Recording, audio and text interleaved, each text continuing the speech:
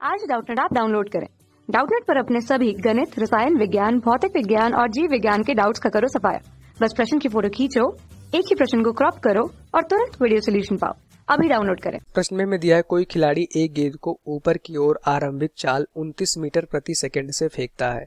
इसकी गति के उच्चतम बिंदु पर गेंद के वेग व त्वरण क्या होंगे। हमें क्या बताना है, गति के उच्चतम बिंदु पर गेंद के वेग व त्वरण क्या होंगे।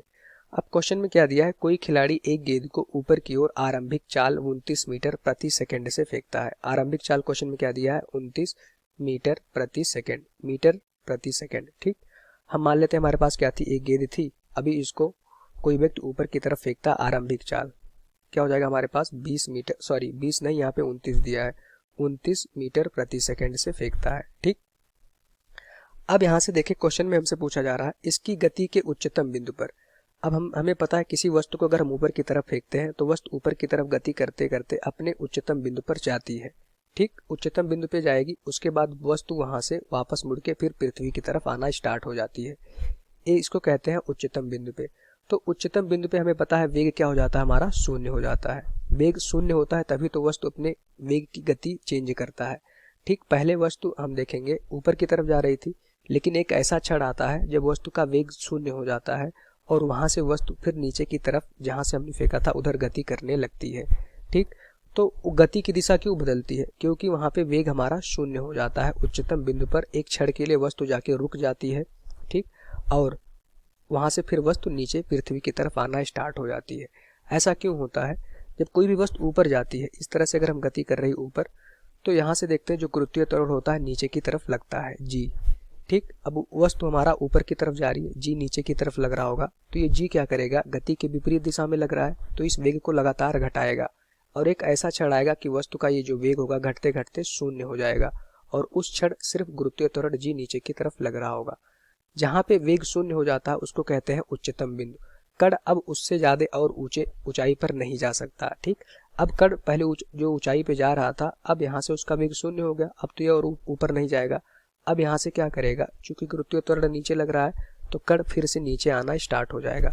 अब जब नीचे आना स्टार्ट हो जाता है कण, तो यहाँ से देखिए नीचे वाली गति में इसका वेग नीचे की तरफ होगा और जो गुरुत्वीय त्वरण होगा हमेशा नीचे की तरफ लग रहा होगा, तो दोनों एक दिशा में हो गए, तो ये वेग हमारा लगातार बढ़ रहा होगा।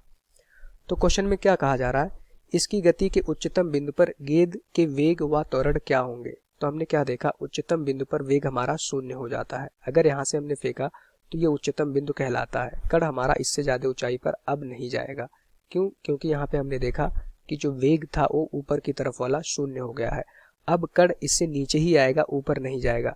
तो उच्चतम बिंदु पे हमने क्या देखा, हमेशा वेग शून्य होता है। तो पहला आंसर हमें मिल गया कि कण के उच्चतम बिंदु पर गेंद का जो वेग होगा वो मान लेते हैं v, वो क्या होगा, हमारा शून्य होगा। ठीक, दूसरा हमें बताना था वेग व त्वरण क्या होंगे। अब हमें त्वरण बताना है। हमने क्या यहाँ पे एग्जाम्पल के तौर पे देखा था, कोई भी वस्तु अगर ऊपर की तरफ फेंकी जाती है तो गुरुत्वीय त्वरण नीचे लगता है। अभी वस्तु हमारी यहाँ थी तो गुरुत्वीय त्वरण हमेशा नीचे की तरफ लगेगा। अगर वस्तु उच्चतम बिंदु पे पहुंच जाएगी तो भी गुरुत्वीय त्वरण हमारा नीचे लगेगा। जो ये गुरुत्वीय त्वरण होता है हमेशा नीचे की तरफ लगता है। उच्चतम बिंदु पर देखेंगे वेग तो शून्य है, पर यहाँ पे गुरुत्वीय त्वरण हमारा नीचे की तरफ लग रहा है।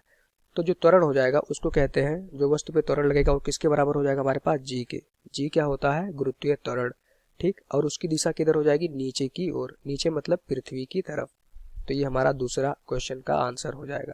तो वेग तो उच्चतम बिंदु पर शून्य होता है, तभी वस्तु अपने वेग की दिशा परिवर्तित करती है और इस उच्चतम बिंदु के बाद वस्तु नीचे की तरफ गति करता है, उसका वेग शून्य हो जाता है और जो त्वरण होगा हमेशा उस उच्चतम बिंदु पर नीचे की ओर होगा, वो नियत रहेगा और उसका मान क्या होता है, गुरुत्वीय त्वरण के बराबर, मतलब जी के बराबर।